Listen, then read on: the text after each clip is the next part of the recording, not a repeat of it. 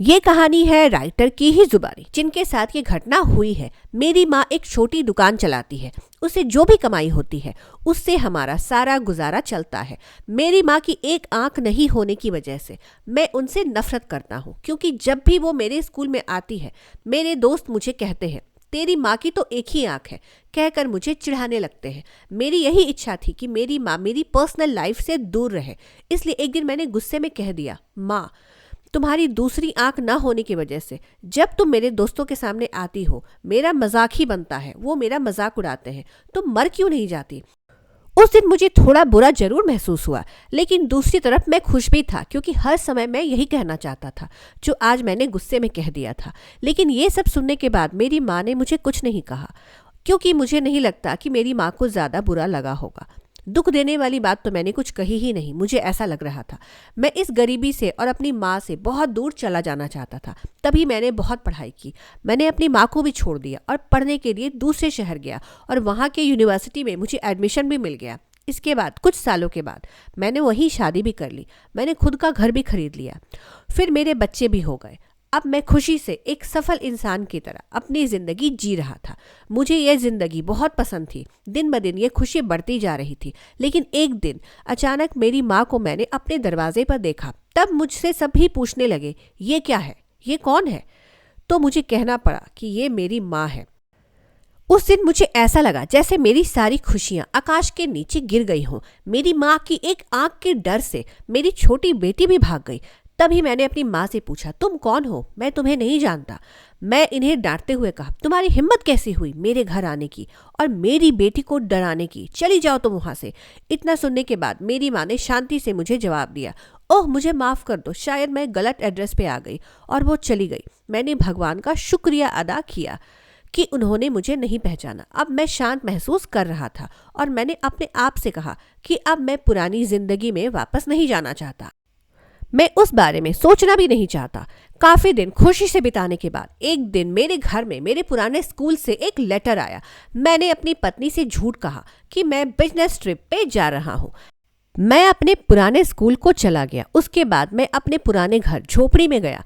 वहाँ मैंने पाया कि मेरी माँ ठंडी फर्श पर गिरी हुई है। ये सब देखने के बाद भी मेरी आंखों से आंसू तक नहीं निकला।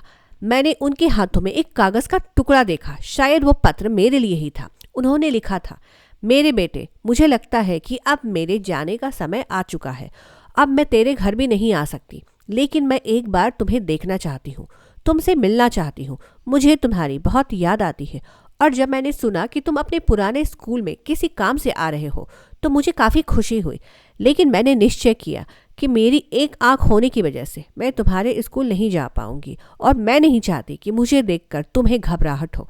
तुम्हें याद होगा कि जब तुम बहुत छोटे थे तुम्हारा एक एक्सीडेंट हो गया था और तुमने अपनी एक आंख खो दी थी।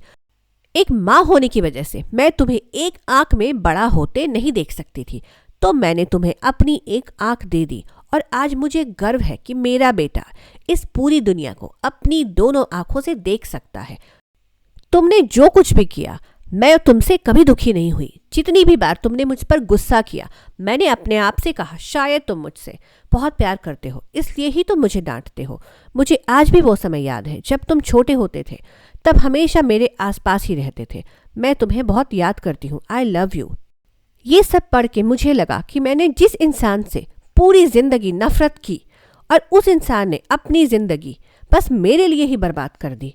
अब मुझे रोना आ रहा था। मुझे अपनी गलती का एहसास हो चुका था। इस कहानी से तुम्हें क्या शिक्षा मिलती है? कभी भी किसी इंसान के अपंगत्व का मजाक ना करें, उसे नफरत ना करें। कभी भी अपने माता पिता की बेइज्जती ना करें। कभी उनके बलिदानों को ना भूलें। उन्होंने हमें जो जिंदगी दी है, एक राजा की तरह वो हमें बड़ा करने की कोशिश करते हैं। वो हमेशा हमें अच्छे के लिए ही सीख देते हैं, बेहतर से बेहतर हमें देने की कोशिश करते हैं। वो हमारे सपने को पूरा करना चाहते हैं।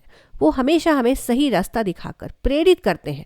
बच्चों के लिए माता पिता अपनी खुशी का बलिदान कर देते हैं और बच्चों की सभी गलतियों को माफ़ कर देते हैं। हमेशा हमें उनका सम्मान करना चाहिए और उन्हें प्यार देना चाहिए, क्योंकि बड़े किस्मत से माता पिता मिलते हैं। माता पिता नहीं होते हैं, उनका दुख वही समझ सकते हैं जिनके पास माता पिता नहीं हो। तो ये कहानी आपको कैसी लगी? अगर ये कहानी अच्छी लगी तो मेरे चैनल को सब्सक्राइब कीजिए, इस वीडियो को लाइक कीजिए, शेयर कीजिए। Thanks for watching.